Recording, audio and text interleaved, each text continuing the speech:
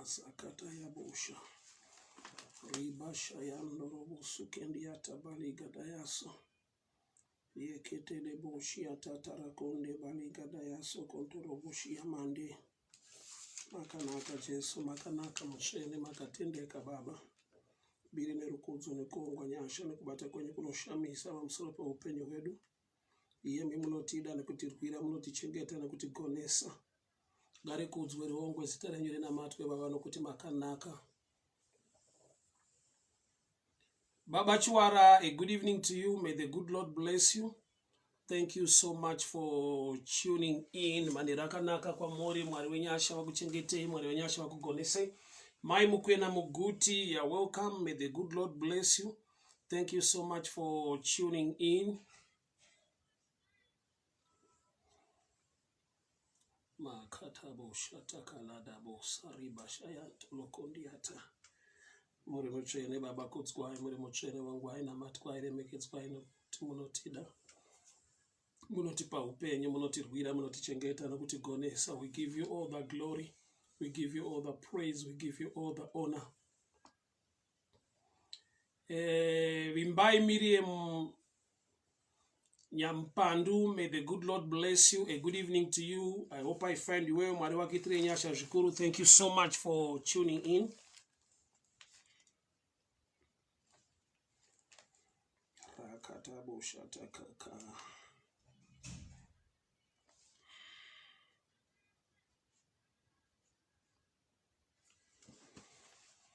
Thank you, Jesus. Thank you, Lord. Thank you, mighty God. Violet Tendai Mtambanuki, may the good Lord bless you. A good evening to you. Thank you so much for tuning in.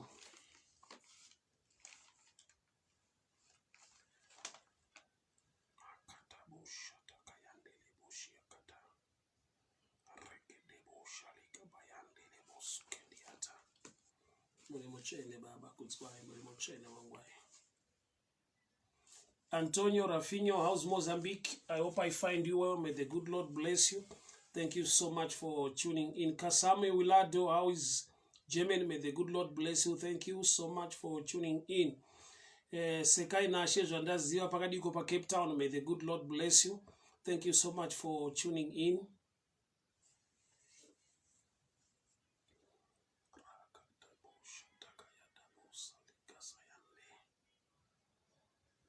Maichi Nerenda Irwadzi, a good evening to you. I hope I find you well. Thank you so much for tuning in.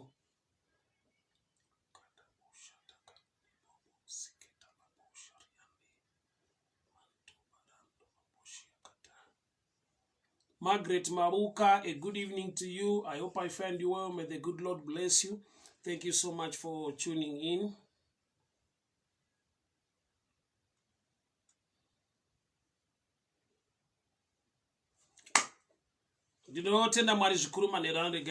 Father, we thank you for such a time to hear your word. Speak to us, instruct us, empower us, and correct us for the glory of your name. In Jesus' mighty name I pray. Amen and amen. Tafadzwa Evelyn Mupotsa, may the good Lord bless you. Thank you so much for tuning in. A good evening to you. Didotenda mwari zvikuru manero ano, mwari ni mwari wakanaka. Shukurandi naro. Our theme scripture is Job 22 verse 28. You shall decree a thing and it shall be established.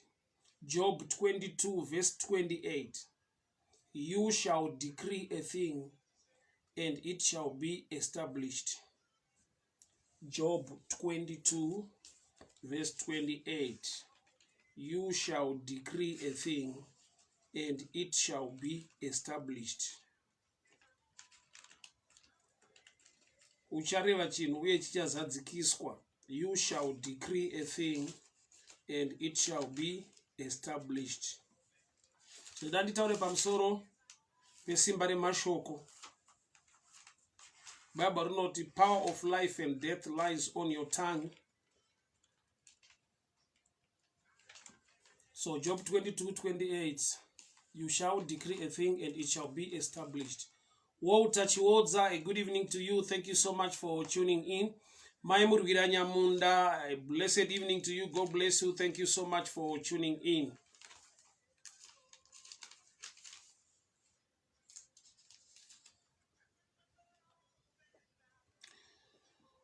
Job 22:20, thou shalt decree a thing, and it shall be established, and the light shall shine upon thy ways. This is our theme scripture. Numbers 22 verse 38. Numbers 22 Numbers 22 verse 38. And Balaam said unto Balak, Lo, I am come unto thee, if now any power at all to say anything. The word that God putteth in my mouth, that I shall speak.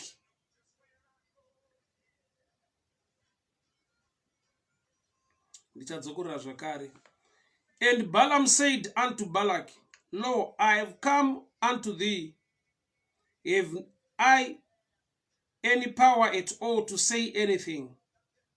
The word that God putteth in my mouth, that I shall speak.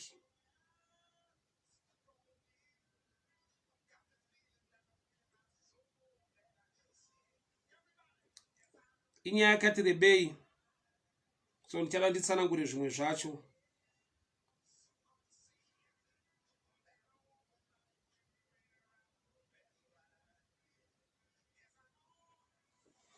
Nyaya, Balaam and Balak. My brother Napoleon Mate, may the good Lord bless you. Thank you so much for tuning in. Makataba shalikata yandoro boshikata ya basuka diata bariga dayandoro boshiata talakonde menta bale kadela masandoro boshiata takula basikata makata yata la boshiakata la basandoro boshiakata basuke ndiata reketele boshiata talakianda rabosa baliga dayasa muchene makatendeka wenyasha wakarurama taurai kuupenyu wedu manerano muchene taurai kuupenyu wedu manerano titsure ine shoko renyu rinotisimbisa rinotigonesa nekutichengeta muzita raJesu Kristu eNazareta. Amen and amen. Mfumo wanga Blapimbas, I hope I find you well. A good evening to you. Mwari wakuitire nyasha, mwari wakuchengetei. So happy to see you online. Nyaya ndinayo pano inyaya ine chekuita nevana veIsraeri vari kufamba vari murenje. So kuno mumwe mambo asina kuitirwa zvakanaka ndokubva atsvaka a prophet to speak a word to curse the people of Israel kuti agone kuvarwisa kana kuti kurwa navo.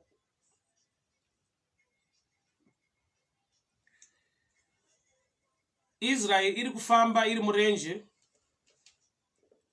kwaita mumwe mambo asiri kuitirwa zvakanaka nemafambiro ari kuita vana veIsraeri, arifunga kurwa navo. But chaakaita ndechekuti akatsvaka a prophet, akatsvaka murume anotaura mashoko kuitira kuti kana Israeri yakeswa yatukika agone kurwa navo. Mambo uyu ane rumwe ruzivo ratinogona kushare manera nhasi randidena kuti ndiuye netheme scripture iyi, kuti chaakatrusta was not his army or his strength, but chaakatanga kutrusta ndechekuwana somebody who can speak a word against the people of Israel. Kuda kuti ari kuziva kuti battle yaari kuda kurwa in the physical, ari kuda kutanga agadzira a platform foundation waro we victory from the spiritual realm. Ari kuda kutsvaka munhu anotaura mashoko against the people of Israel, kana kuti anoleya a case against the people of Israel. Ari kuti kudi, ari kuziva kuti kana vanhu vatukika, then I can stand my ground to fight them. Fear yake ndeyekuti tikapinda mubattle pasina mazwi ataurwa against Israel, pasina a case yalewa against them, vanogona kundikunda. Saka chaaita ndechekuti atuma nhumwe ndokuenda kundoshedza a prophet. Verse 18, Numbers 22 verse 18. And Balaam answered and said unto the servants of Balak. So the prophet is called Balaam. Balak is the king. Atuma vanhu kuti endai munomushedza auye kuno kuti agone kuzotitukirawo vanhu vandiri kuda kurwa navo. So Balaam wakauya sekudanwa nekushedzwa kwaangaitwa naBalaki. Asi aripo haana kugona kutaura mashoko ekutuka nechikonzero chekuti Israel yanga yakaprotectwa nenyasha dzaMwari. But hakusiko kune nyanya ndoda kubata the mind of this king called Balak. Balak ane chinhu chaakaziva nekunzwisisa kuti ndikawana munhu anotaura mashoko against Israel, who can speak a word or who can lay a case against these people, then I can stand my ground to fight them. Hama dzangu mufunge mukurarama muupenyu. Kune mashoko anenge akataurwa pamusoro peupenyu hwako. Number 1. Number 2, mashoko aunotaura iwe pachako pamusoro peupenyu hwako. Nokuti pane nguva yekuti mumwe munhu anongodaro asina mashoko ari negative or a case yakataurwa pamusoro peupenyu hwake. But iye mukurarama kwake, he always or she always speak negative. Zvichida against family yake, against zvaanobata. Maari mune mashoko zvaakakura achiudzwa kunzi mimi hamuna kwamunosvika, hamuna kwaunoenda. Izvozvo zvakapinda maari, akapedzisira akuzvitaura nekuzvirarama nekuzvitenda nekuzvigamuchira. Zvora kuti tine vanhu vane ekesi yemashoko akataurwa nevamwe vanhu pamusoro peupenyu hwavo. Kogoita vane ekesi yavanozvilera muupenyu nekuda kwemashoko avanotaura pamusoro peupenyu hwavo. Mambo ari pano anonzi Balaki ari kunzwisisa kuti kurwa ndingangodaro ndichigona kurwa against these people, but chandiri kuda the greatest weapon, I need somebody who can speak a word or who can curse these people. Kuda kuti vanhu ava vakatukwa, words are spiritual. Mazwi akataurwa ane zvaanocreata in the spiritual realm, zvinozova nemanifestation in the physical. Saka ari kutrusta kuti I need somebody who can speak a word against these people. But haana kungotsvaka anyone mudunhu rake. Akati there is a man called Balaam, a prophet. Call him.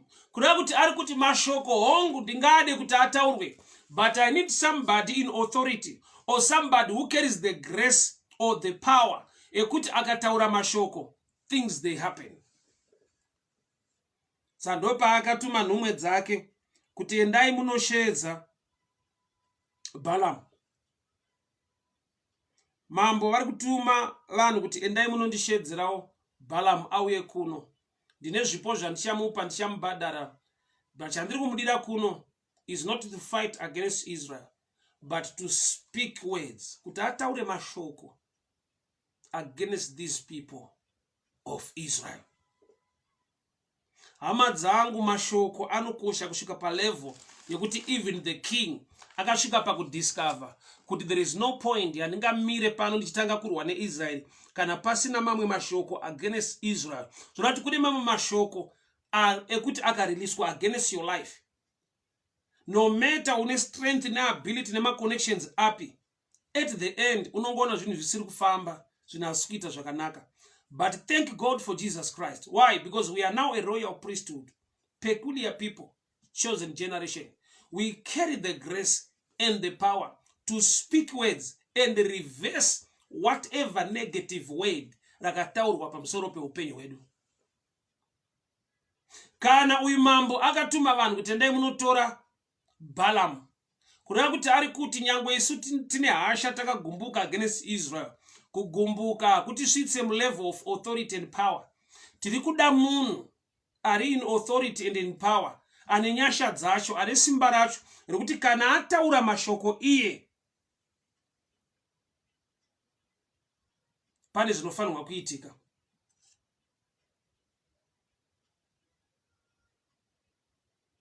So vakaenda vakanomutora Balaki kuti angotaura mashoko bedzi. Blawelaza mfumo wanga macho mabwanji. Thank you so much for tuning in. God bless you. Makatabosha ribasha yande. Regaini paritsi. Pano paita nyaya. Bhuku raJob rati, you shall decree a thing and it shall be established. God, there is power in declaration. But munoziva here kuti zviri mumunhu ndo zvinobuda mumuromo make, zvakazara mumwoyo make, zvakazara mupfungwa dzake, zvaanotenda nezvaanogamuchira ndo zvaanotaura. Pastor Bakang Tupane, may the good Lord bless you. Dumelang House Botswana, God bless you. So pano taita mambo ari kuti ndiri kuda kurwa neIsrael, asi handigone kurwa navo kana ndisina kuwana murume anonzi Balaam anogona kuuya pano kuzonditukirawo vana. Balaam chaari kuhairwa nekudanirwa kuzongotuka vanhu, ari kunzi ngaauye kuzotuka vanhu chete, haasi kuzofaita vanhu in the physical. Ari kungodanirwa kunzi uya ungovatuka, kana wavatuka ndichatanga kurwa nawo. Kurati mambo ari kutrusta mawords kusvika palevel yekuti a sure sign yekuti ndinogona kuwana victory against Israel is when I find a man who can speak or who can curse these people. Kureva kuti ndikarwa nevanhu vari cursed spiritually, vane mashoko pamusoro pavo ari negative, chances are very high kuti I can defeat them. But kana vanhu havasina mashoko or a curse against them, hazvigone kuti ndirwe nawo. Sa mambo akagara pasi nenhumwe dzake akati, varume, endai munotishedzera murume, endai munomushedza auye pano, ndoda kuti anditukire vanhu. Kana vanhu havatukika ataura shoko rechituko, then we'll go against Israel. Israel is not aware. Haisi kutomboziva kuti ndo zviri kuitika izvi. Mufunge muupenyu zvinoita kana zvingakudaro zvakaitika muupenyu hwemumwe munhu kuti kune mashoko akataurwa, you were not there, you were not aware. Wanga usipo, hauna kuanzwa, but ane chekuita neupenyu hwako. So wakazokura usingazive kuti pamusoro peupenyu hwako pane mashoko aripo ari kucreata mamwe mafailures nemamwe machallenges ari kusangana nawo nhasi, zvekuti wega unongofunza kuti pamwe pane ari kundirowa nekuzodii, but pamusoro peupenyu hwako paine mashoko akataurwa when you were not aware. Janet Masendeke, may the good Lord bless you. Thank you so much for tuning in. Hama dzangu muupenyu munoita vanhu vanongotaurawo mashoko. Catherine Shoniwa, you're welcome. God bless you. Regai ndidzoke kuna Genesis.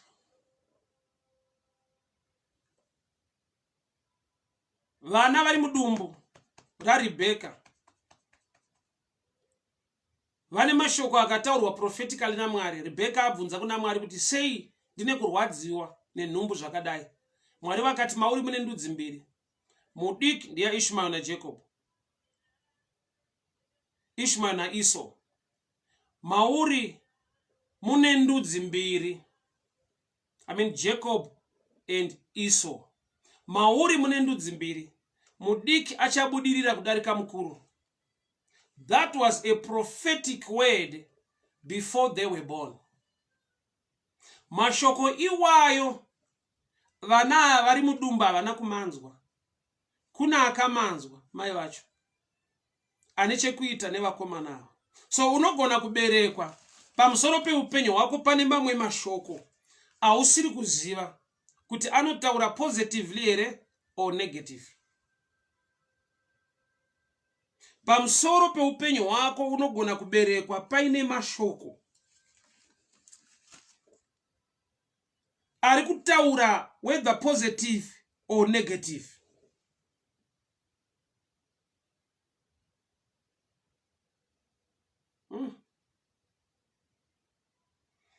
Hama dzangu ndinzwe, vakomana vari mudumbu raRebheka havasi kutomboziva kuti kune shoko riri kutaurwa rine chekuita nesu rekuti mudiki achabudirira kudarika mukuru. No wonder mudiki mukoma paakandovhima akasabata akatora zvaaifanirwa kudya iye akapa mukoma wake, vakaita exchange yebirthright.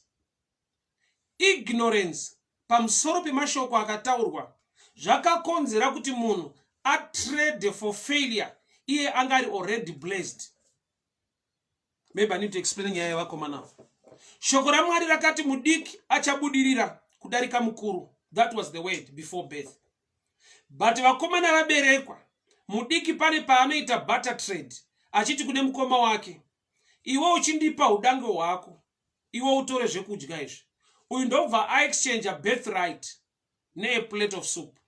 But munoziva here kuti shoko ranga rakataurwa naMwari kuti mudiki achabudirira kudarika mukuru. Uyu paakati ndipe your birthright, marights aari kutora, marights aaifunga, kana kuti aakaziviswa, kana kuti aaiona achiitika kuti kana uri dangwe une double portion of blessing kubva kuna baba, mudiki wozowanawo elesa. But haanonge aziva kuti kuna baba vari kumusoro vakamupa a blessing iri far much better and greater than the elder brother. But iye ndokubva aita exchange, ndokutora marights emunhu akanzi who save the other one. Kuti he became first by right. Atora kodzero dzeudangwe. Dzipi kodzero dzacho dzakataurwa vasati vaberekwa kuti mudiki achabudirira kudarika mukuru?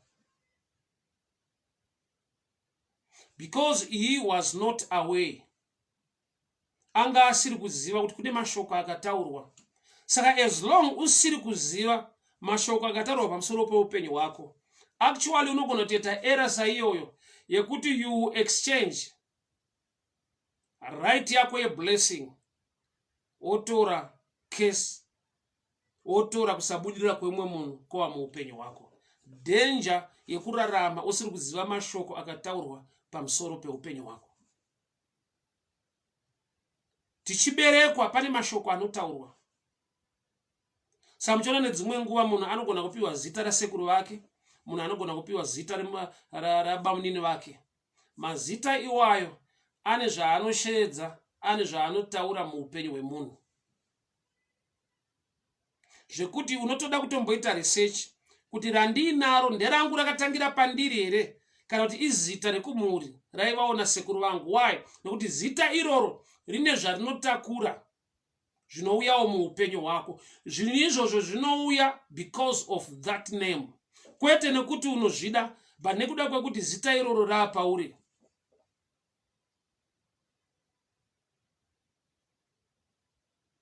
Hama dzangu, mashoko mamwe akataurwa uri mudiki, mamwe ari kutotaurwa izvezvi even kwausiri, but kune vanhu vari kutaura mashoko against you ekuti unozongoshamisika kuti indau zvinasi kubuda zvakanaka. Inyaya kuti pane mashoko anoda kuriveswa. Bible rati you shall decree a thing and it shall be established.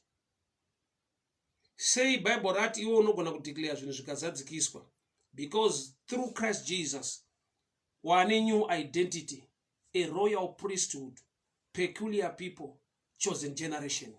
Ndo zvatava manje. You don't wait for somebody to speak on your behalf, but you yourself, you shall decree a thing and it shall be established. Gona kutaura chinhu. Munoziva here kuti kutaura kwakareruka ende kuri easy, but to some vanongonzwa sekunge zviite kuti nditaure, kana kuti handikodzere, kana kuti ndikataura ndofunga hazvidzadzikisike. Why? Because ndakamboita zvakati, kana kuti handinyatsonamata, ndakazodii. The devil anokudinaya that opportunity to decree or to speak something. Anokupa my excuse, anokupa my reasons kuti iwo kana ukataura hazviite because unodai, iwo ukataura hazvigoneke because wakadai, iwo kana ukataura hapana chinoitika. Kana Bible rati you shall decree a thing and it shall be established, riri kuziva kuti iwe waani muna Kristu a royal priesthood, peculiar people, and a chosen generation.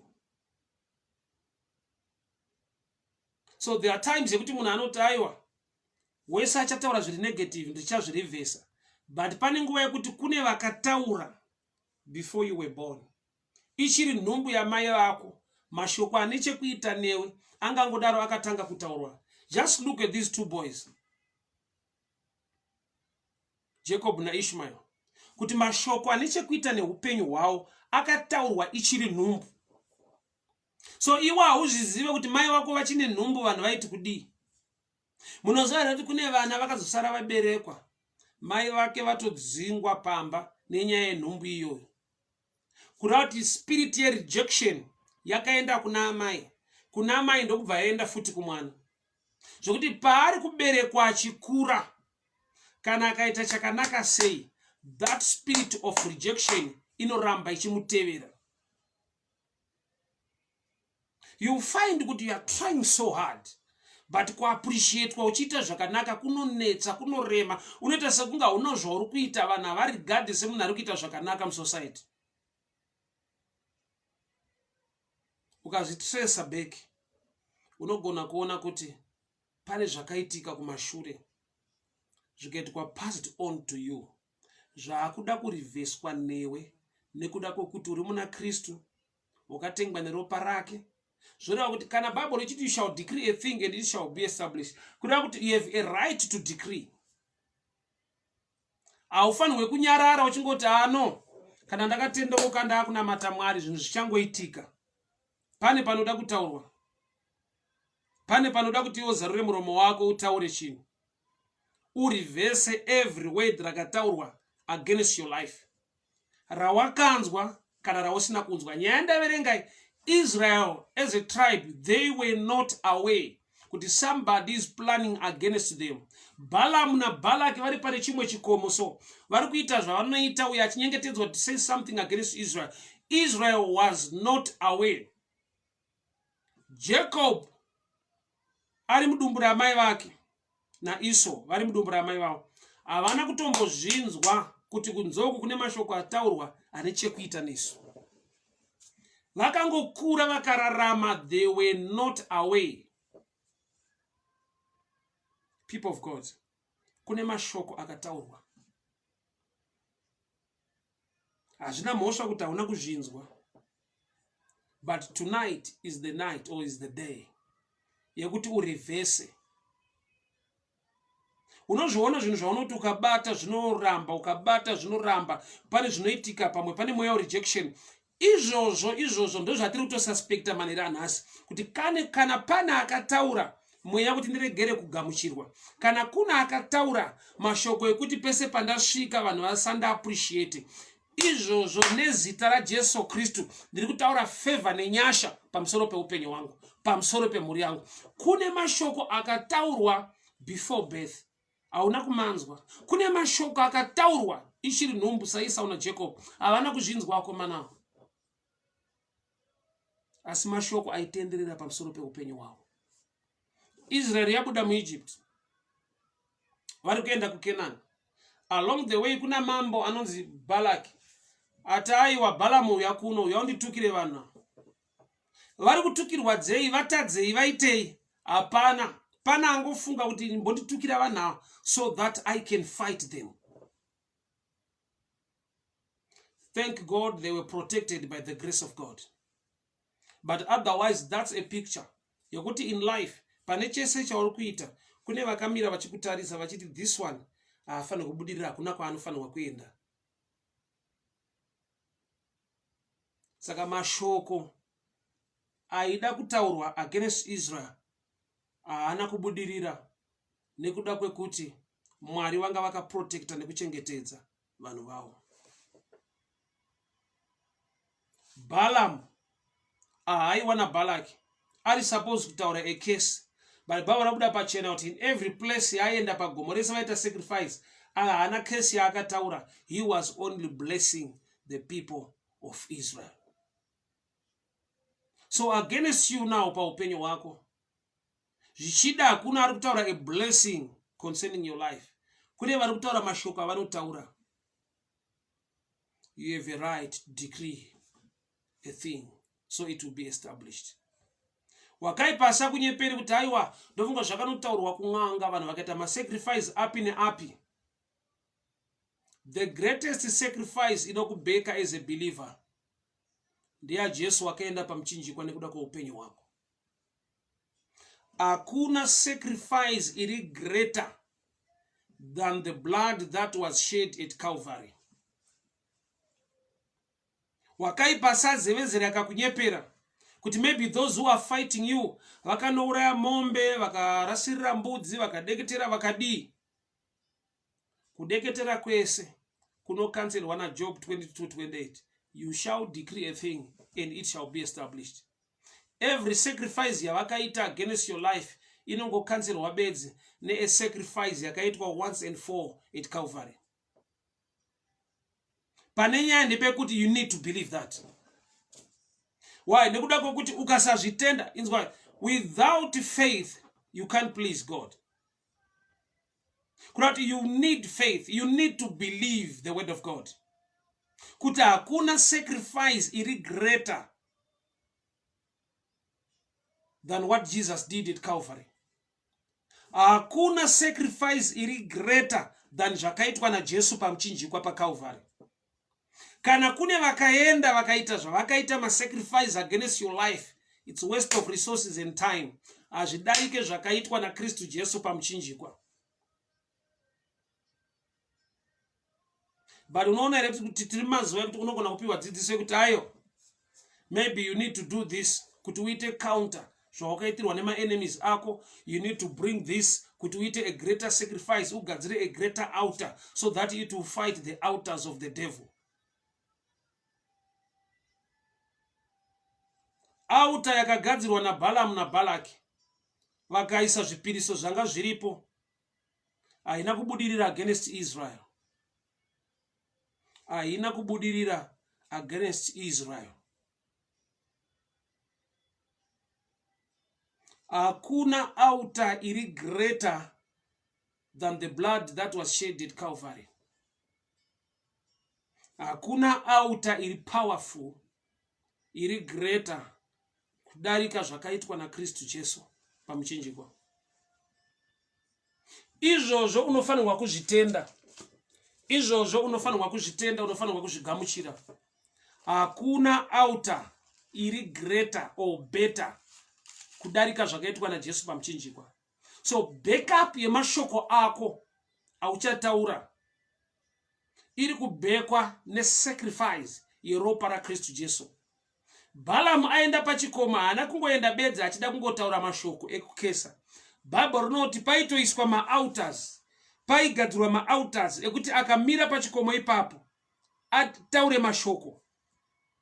I'll read Numbers 23:14. So he took him to a field of Zophim on the top of Pisgah, and there he built 7 altars and offered a bull and a ram on each altar. Vaitoisa mombe pamaatari iwayo vachida kuti Israeri itukike, but hazvina kuita sekudaro. Hazvina kuita sekudaro. Nyangwe vakaisa mombe pama-altars, they offered a bull and a ram on 7 altars, but havana kubudirira nechikonzero chekuti Israel iri kufamba naMwari, yakaprotectwa nenyasha dzaMwari. Backup yako iva nefaith mubasa rakabatwa pa Calvary. Wakatsika pa platform iyoyo manera nhasi chirivesa every chinhu chaunoona muupenyu wako chekuti you work so hard but hachisi kuyiuda ma-results. Kuti pane mashoko aripo whether una kumanzwa, but nekuda kwekuti shoko rati Israel yaitaurirwa mashoko iyo isiri awe isiri kunzwa. Jacob na Esau mashoko akataurwa vari mudumba, vana chavakanzwa. So kune mashoko angangodaro akataurwa. Chinzwa manje. Zvichida mashoko haana kutaurwa against iwewe. Mashoko akataurwa against somebody waune zita rawakapiwa nawo. Kurati kana mashoko aya aitevera munhu iyeyo akabva akontinue achiuya kwauri, but nokuti uri muna Kristu Jesu, you have a right to cancel that. You shall decree a thing and it shall be established. Rekatauri chini chama dzangu. Kune zvinhu zvatinoitirwa naMwari. Kune zvinhu zvatinofanirwa kuita nokuti tina Mwari. Tine zvatinoitirwa naMwari nokuti tiri vana vake. Tine zvatinofanirwa kuita nokuti tinoziva kuti tiri vana vaMwari. So shoko rikati you shall decree a thing. Roreva kuti you have a task to do that. You don't just believe kuti zvinoendeka because ndina Jesu. After believing kuti zvinoendeka nokuti ndina Jesu, you shall decree a thing and it shall be established.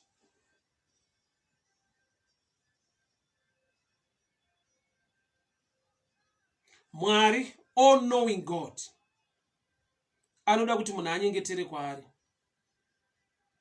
Vanotoziva zvaunoshuwira nekuda, but he still wants you to pray unto him. Kurati prayer is so important. Haugone kusvika palevel yekuti ayo now I've got the knowledge. God is all knowing. Zvandinofunga nezvandichataura Mwari vanoziva, so there is no need to pray. There is need to pray, although God knows what you are going to say in prayer. Kurati I principle yekuti there is something I need to do. Mwari vanoziva zvandichachemera nezvandichanyengeterera. Vanoda kuti ndinyengetere kwavari. So kune zvatinoitirwa naMwari nokuti ndibaba vedu. Kune zvatinoita kuna Mwari nokuti tiri vana vake. So Bible really in two dimensions. Zvinoitwa naMwari kumunhu nezvinoitwa nemunhu nokuti ana Mwari kana kuti nokuti anotenda. Kurati kune zvinhu zvakatomira nokuti you are failing to decree things in life. Alright, shoko raMwari rinoti vanhu vangu vaparara nekushayiwa ruzivo.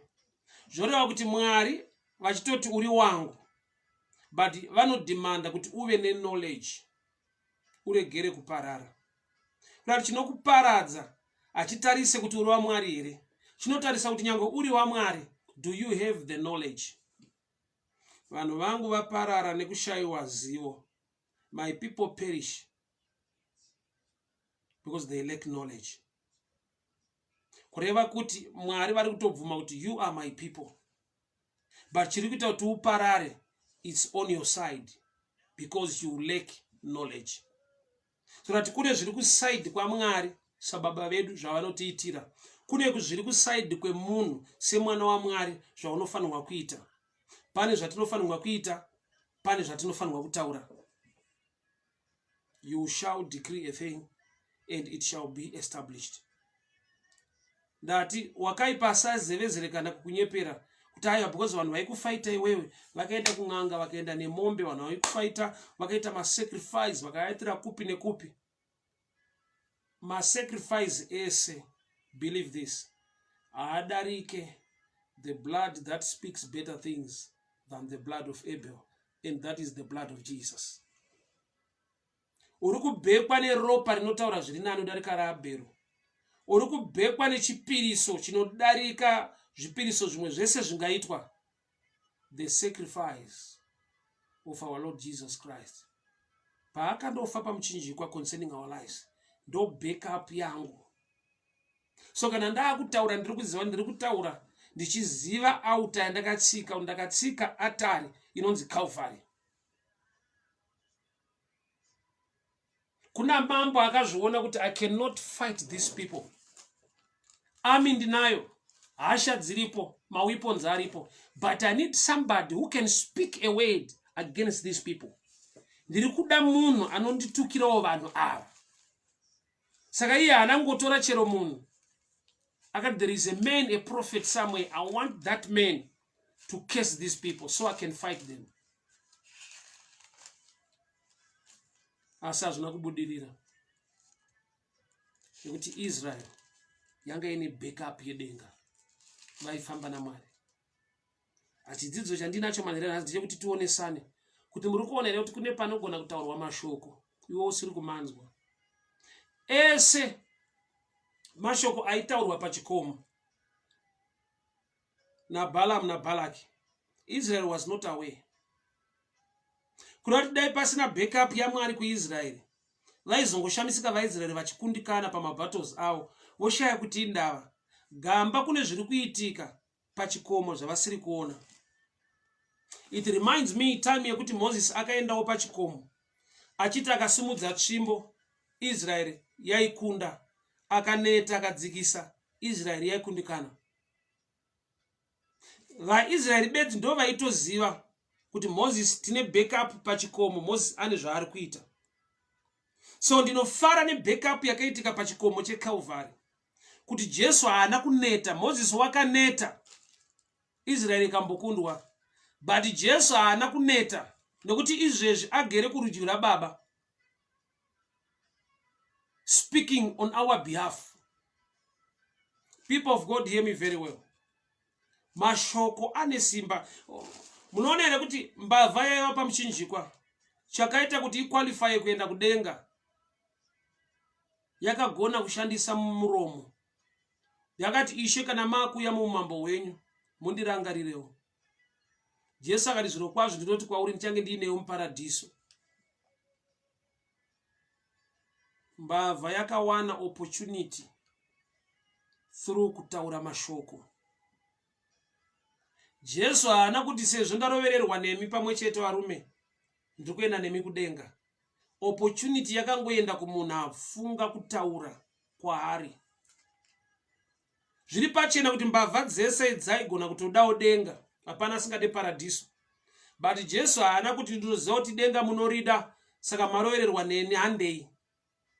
He was waiting for somebody who can ask from him. Samtona neshoko pane panotaura kuti kumbira unopiwa. Kuda kuti anopa dzimwe nguva ariko, but pari kudiwa shoko rekutaura.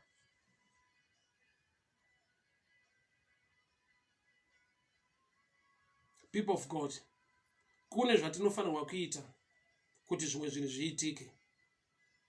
Ask and you will be given.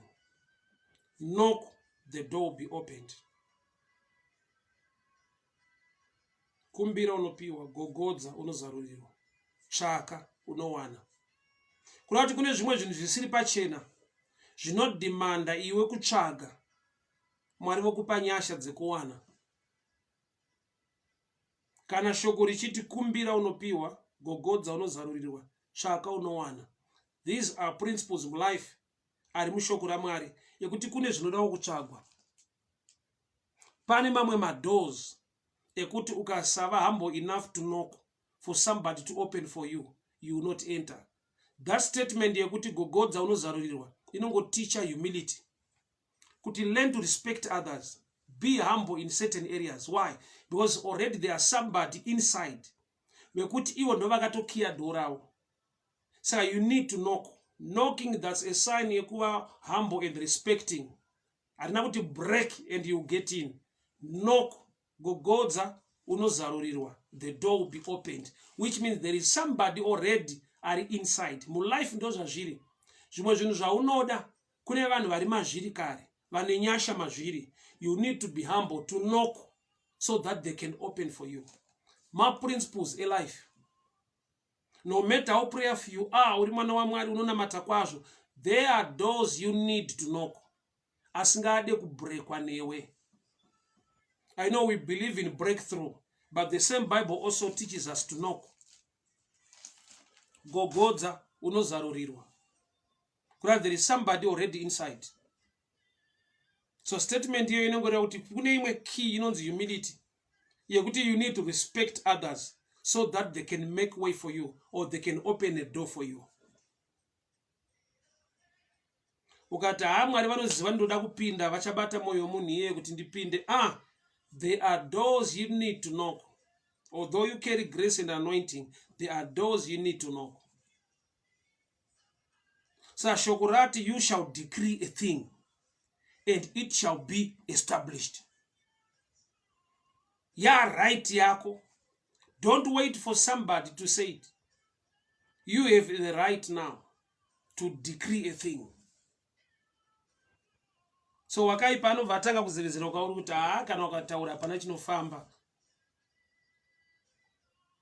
Backup yako ichakupa faith, kutenda kuti zvinoita. Ndati pane sacrifice yakaitwa pa Calvary.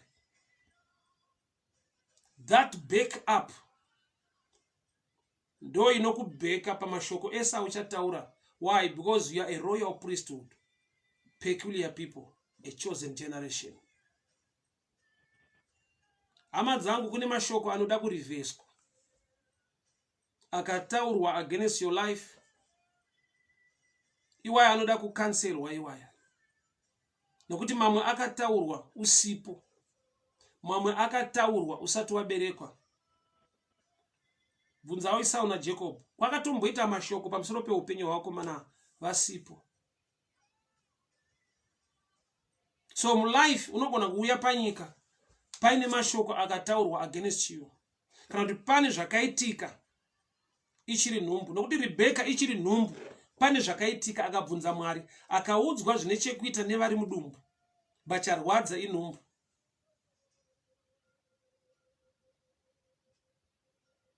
Tine mazita atinogona kunge takatakudzwa ane nyaya dzinotevera. Hongu takatenda muna Jesu, but iye Jesu anova the word ndiyo shoko riri kuti you shall decree a thing. Kuda kuti pane zvinoda kutaurwa newe, usanyarara. Vanotaura vanoti a closed mouth is a closed destiny. Usanyarara, usanyararidzwa. Blind Bartimaeus chakamupa breakthrough kuti azova nekuona, akaita nharo pamusoro pekushamarara kana pekushedzera. Kune vanhu vakaenda kwavari vakamunyararidza, iye akaramba kunyarara, akaramba achidanidzira kusvika breakthrough yeupenyu hwake yakauya.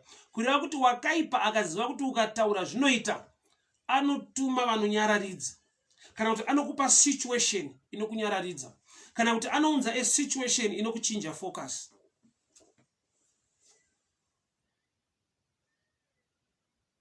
Blind Bartimaeus opportunity yekuti agone kuona akaiwana nekuda kwekuti akaita nharo nevamwe vanhu vaimunyararidza. Kune vanhu vakauya kwaari vakati aiwa nyarara. Bible rikati akadanidzira nezwi guru. Kuda kuti ari a blind man akatanga kufaita nevanhu vanoona. Ndatione picture kuti nyika haina tsitsi newe. Ari bofu, vanoona ndo vakarwa naye vachida kumunyararidza. Kuda kuti akatanga adefeata vanoona panhau yekushedzera yekutaura. Akadraw attention yaJesu. Akadraw attention yaJesu. Svika meso akavhurika. Breakthrough yeupenyu hwake ikaita. Nekuda kwekuti muromo wake wakaramba kunyararidzwa. So mazuva atiri dzimwe nguva unyararidzwe nevanhu, bari kune masituations anongokunyararidza, anokunetesa kuti zvekutaura zvisiyana nazvo. Bible rati you shall decree a thing and it shall be established. Ufunge mashoko, they are spiritual. Mashoko ane zvaanogadzira in atmosphere in the spiritual realm, inozokonzera a manifestation in the physical.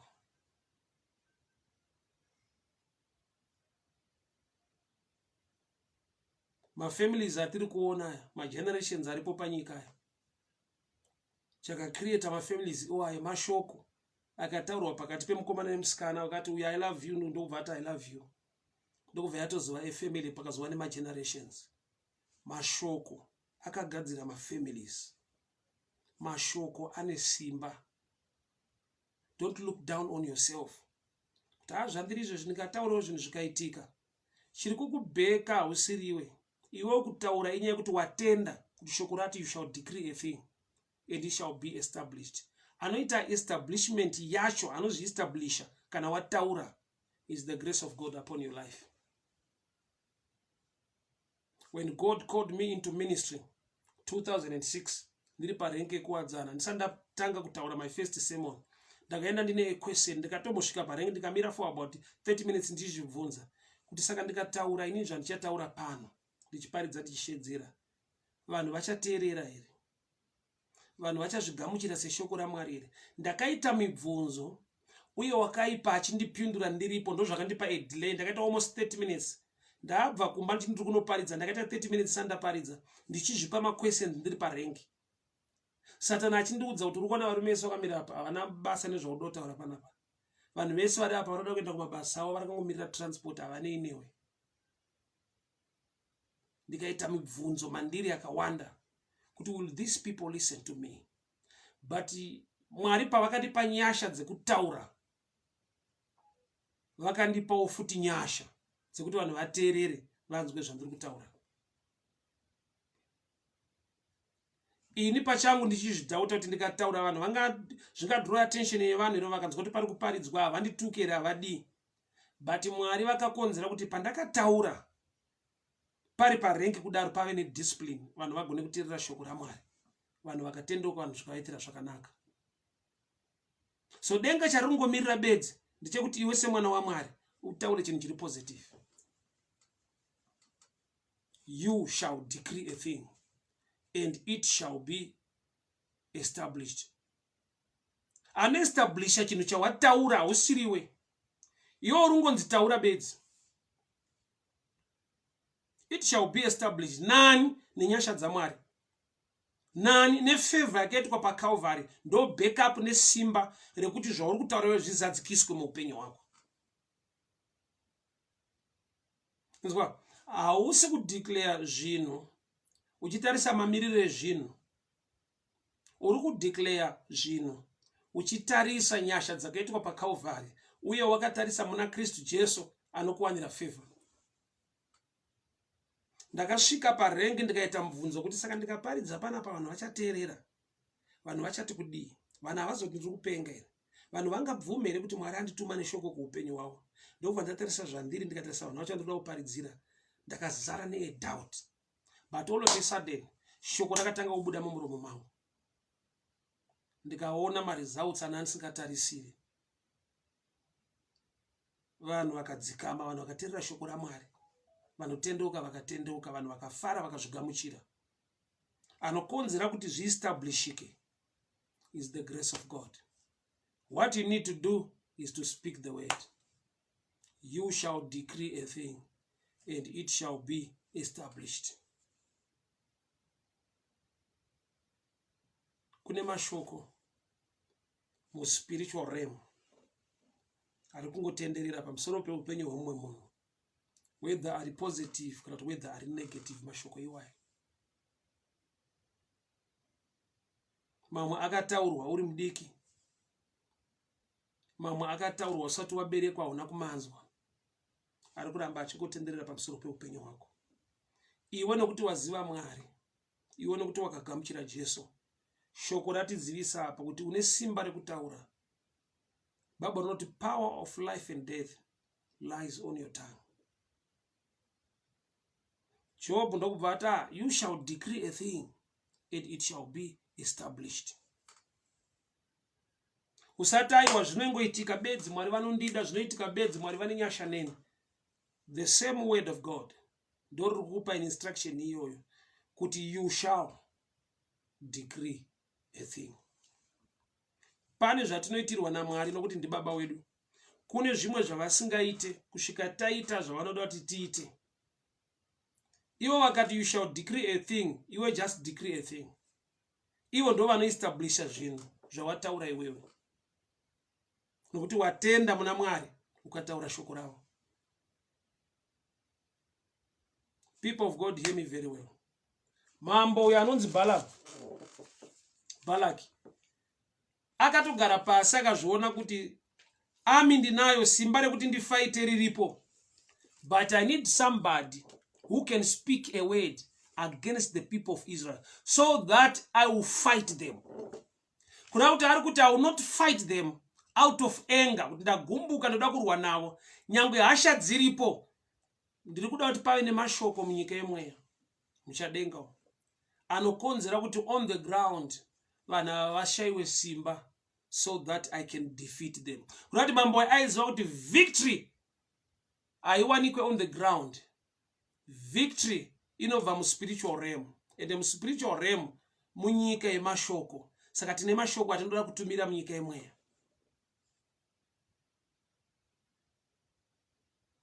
So upenyu hwako une chekuita nemashoko ari pamusoro peupenyu hwako.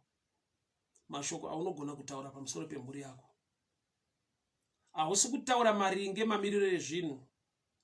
Uri kutaura maringe Mwari wawakatenda anogona kushandura mamiriro ezvinhu.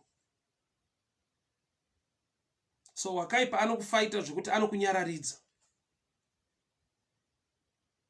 Wakaipa anogona kukufaita achida kuti unyarare nokuti anoziva kuti there is a result. Ukangotaura bedzi, there is a backup inoperekedza mashoko ako.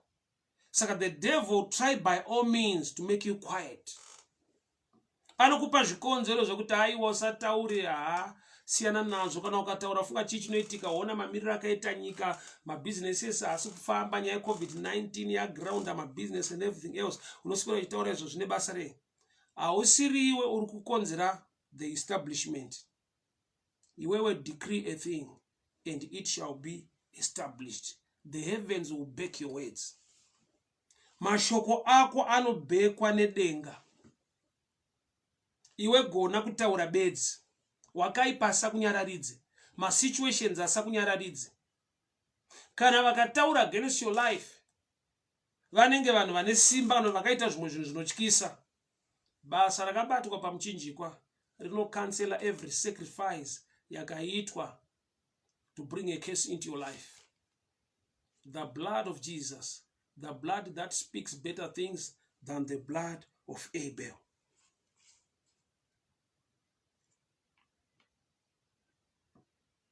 Mambo anonzi Balak akati I need somebody. Akatuma vanhu, ndine munotora murumo. Ngauye kuna nditukire vanhu, ngauye kuzotuka vanhu chete. Kwete kuzovafaita, kuzovatuka. Aivatuka vachinzwa ere? Kwete. Zvanzi vanga vari pane chimwe chikomo. Kuna kuti dzimwe nguva hauna need yekuti unzwe vanhu vari kukutuka. Asi mashoko iwayo ukatukika ikoko kunyika imweya kwausiri, anomanifesta kwauri munyika yenyama. Saka chaakudiwa ndechekuti iwe uchimira pachikomo cheKalvari utange kurivhesa every case. Wese akati zvaunobata hazvisi kuzoendeka, hazvisi kuzogamuchirwa.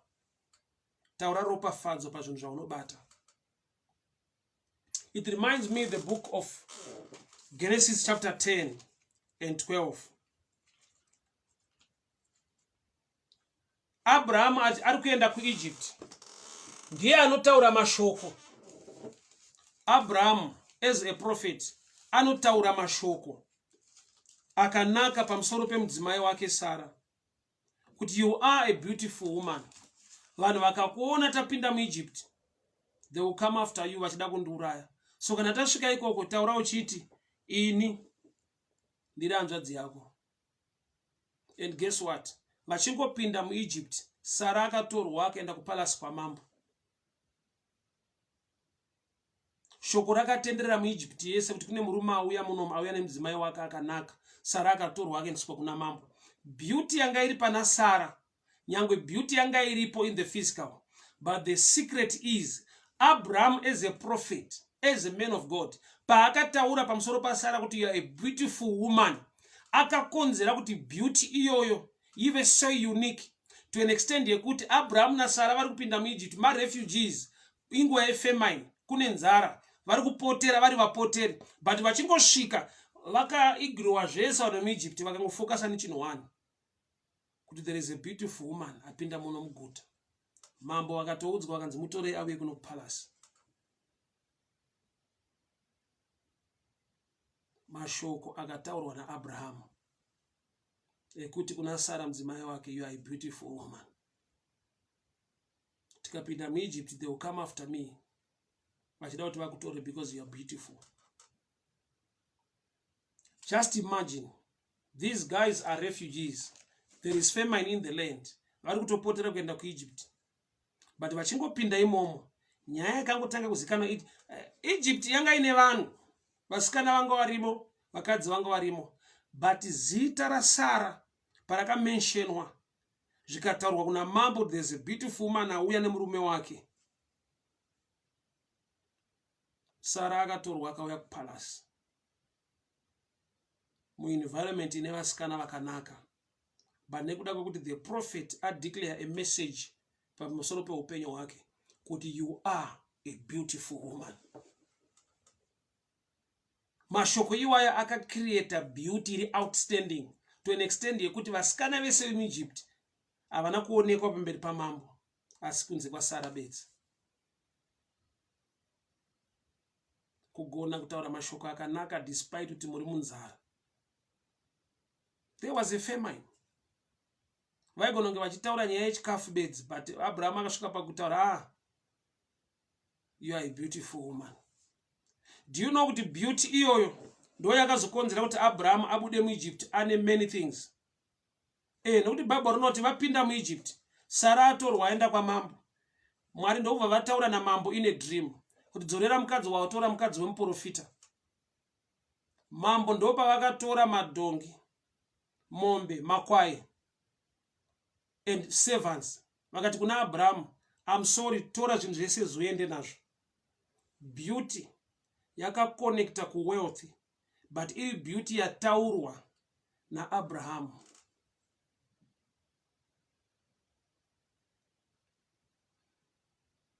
Genesis 22. Abraham nemwana wake Isaac vari kuenda pachikomo. Isaac anobvunza kuti baba, chibayiro chiripi? Where is the sacrifice? Abraham anoti the Lord will provide. Ende vasvika pachikomo, provision yaJehovha yakamanifesta. Nekuda kwekuti Mwari vati kuna Abraham, uya kuchikomo nemwana wako undipe sechibayiro. But Abraham nemwana wake vakukwidza chikomo. Mwana paanoti baba chibayiro chiripi? Abraham anoti the Lord will provide. Ende vachisvika pachikomo, zvakataura Abraham vachikwidza chikomo ndo zvakamanifesta vari pachikomo. Because he was a prophet of God. So every word that aitaura was prophetic. Sara ibhekwa nedenga nokuti munhu aiva nekutenda maari. Gona kutaura mune ramangwana rako kuti kana nyika yese kanzi yaoma zvinhu zviri kunetsa zvikazodii, my future is guaranteed. The grace of the Lord is upon my life, is upon my family. Kana zvikanzi mugeneration yatiri vanoroora havasi kuwanikwa, vakomana vanoroora havasi kuwanikwa, taura kuti wangu murume achandiroora, the Lord will provide. Arimo mufuture, ndiri kumuona mune ramangwana rangu, ndiri kuona muchato, ndiri kuona wanano. Wakaipa anoedza kukunyararidza nekukupa a picture iri on the ground kuti tarisa zvazviri mamiriro akaita zvinhu. Aya mashoko aruda kutaura, tarisa generation yatiri, tarisa mamiriro akaita zvinhu. Ndatirega kubatwa nemazwi awakaipa ekukuratidza mamiriro ezvinhu. Hausi kutaura maringe mamiriro akaita zvinhu, uri kutaura kuti ugadzirise mamiriro ezvinhu muupenyu hwako. You shall decree a thing and it shall be established. Zvinozadzikiswa naMwari. Iwo declare bedzi, ingotaura bedzi kuti ramangwana rangu rakanaka, mhuri yangu inochengetwa naMwari. Denda ririko yes, but nyasha dzaMwari dzinochengeta mhuri yangu. Taura kuchengetwa nenyasha. So wakaipa unozevezera, une zvaanotaura, unoda kuti ungonyarara be. Anotoziva kuti secret pairi ndepekugona kukunyararidza. Saka the devil will try by all means to make you quiet. Ane ma situations anokuratidza, ane ma examples evanhu anokuratidza. Otoya kwauri woti iwe uneka difference kapi nevamwe vese, avari kutry, hapana chekubuda, havazodii, ona mamiriro akaita zvinhu. Iwe chingonomira pabhuku raJob 22:28. That you shall decree a thing and it shall be established. Zvinozadzikiswa naMwari. Kwete newe chako kutaura bedzi. Urati Mwari vakatipa task yakareruka. Just decree a thing. It shall be established by him, by his grace and by his favor. Nokuti Mwari vakasvinirira shoko ravo. haridzokere kwavari risina kuzadzikisa chavaritumira. So kana rakatumwa kunzi munhu ngaadeclare chinhu, ritaure. Taura ramangwana rakanaka. Taura a bright future. Taura upenyu hunoendeka uzere nenyasha. Ndati hautauri wakatarisa mamiriro akaita zvinhu. Taura wakatarisa ability, kugona kwaMwari nesimba raMwari pamusoro peupenyu hwako.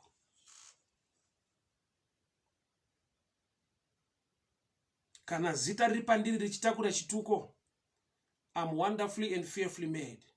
The blessing and the favor of the Lord is upon my life. Kana zita rekwangu sineme yekwangu yakatakura kutukwa, I am a child of God. I am a royal priesthood, peculiar people, chosen generation. Mazwi akataurwa ndisipo, akataura ndikasamanzwa, bachandinoziva ini pachangu ndaakutaura pamusoro peupenyu hwangu, ndaakutaura pamusoro pevana vangu, ndaakutaura pamusoro pewanano yangu, ndaakutaura pamusoro peministry. Nokuti shoko rati, you shall decree a thing and it shall be established. Handinei kuti nyika yakamira sei. Chandinoziva hwangu upenyu hunoendeka nekuda kwenyasha dzaKristu Jesu pamusoro peupenyu hwangu. Nokuti wakaipa ane system yekunyararidza sezvakaitwa blind Bartimaeus. Kunzi nyarara. Zvinotinyararidza zvakawanda. Zvatiri kuona, zvatiri kunzwa, zvakacreatwa kuti zvikapinda matiri zvikutadzise kutaura zvakanaka zviri positive muupenyu hwako. The devil knows the secret. Kuti ukatotaura denga wapinda, nokuti mbavha pamuchinjikwa yakati, Ishe kana makuya mumambo wenyu mundirangarire. Jesu akati, nhasi chaiye ndichange ndinewo muparadiso. And the devil ipapo ndopaakabva kuti munhu akangotaura chete anopukunyuka. Yaiva mbavha yanga iri meant for hell, but yakashandisa pamuromo. Jesu akati, ndichange ndinewo kuparadiso nhasi chaiye.